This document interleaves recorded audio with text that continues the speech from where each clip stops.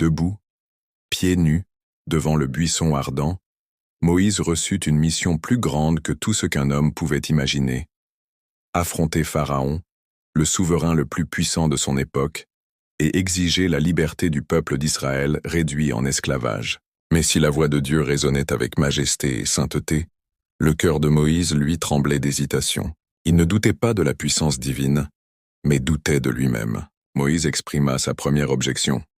« Mais voici, ils ne me croiront pas et n'écouteront pas ma voix. Ils diront, « L'Éternel ne t'est point apparu. » Exode 4:1. En réponse, Dieu lui donna 3 signes comme gage tangible d'autorité. D'abord, il lui ordonna de jeter son bâton à terre. Aussitôt, il devint un serpent. Moïse recula de frayeur, mais Dieu l'invita à le saisir par la queue, et le serpent redevint un bâton. Exode 4:3-4.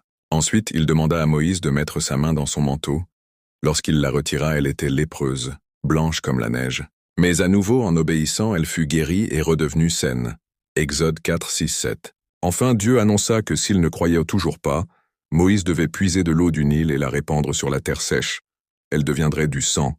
Exode 4:9. Ces signes annonçaient la souveraineté de Dieu sur la création et préfigurèrent les plaies qui frappèrent l'Égypte. Pourtant, Moïse hésita encore. Il se lamenta.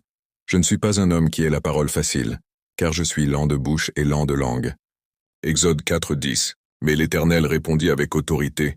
« Qui a fait la bouche de l'homme? Qui rend muet ou sourd, voyant ou aveugle? N'est-ce pas moi, l'Éternel?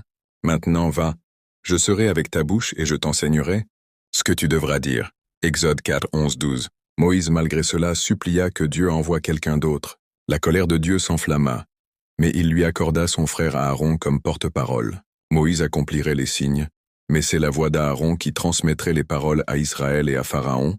Exode 4:14-16. Ainsi Moïse ne serait pas seul, mais il ne pouvait plus fuir son appel. Obéissant, Moïse retourna chez Jéthro, son beau-père, et demanda à repartir en Égypte. Emmenant sa famille avec lui et tenant le bâton de Dieu dans sa main, Exode 4:20, il se mit en route vers son destin. Mais le voyage révéla un épisode mystérieux. L'Éternel vint à sa rencontre et voulut le faire mourir. Alors Séphora, son épouse, prit une pierre tranchante, circoncit leur fils et toucha les pieds de Moïse en disant « Tu es pour moi un époux de sang. » Exode 4:25. Ce passage étrange rappela la gravité du signe de l'alliance.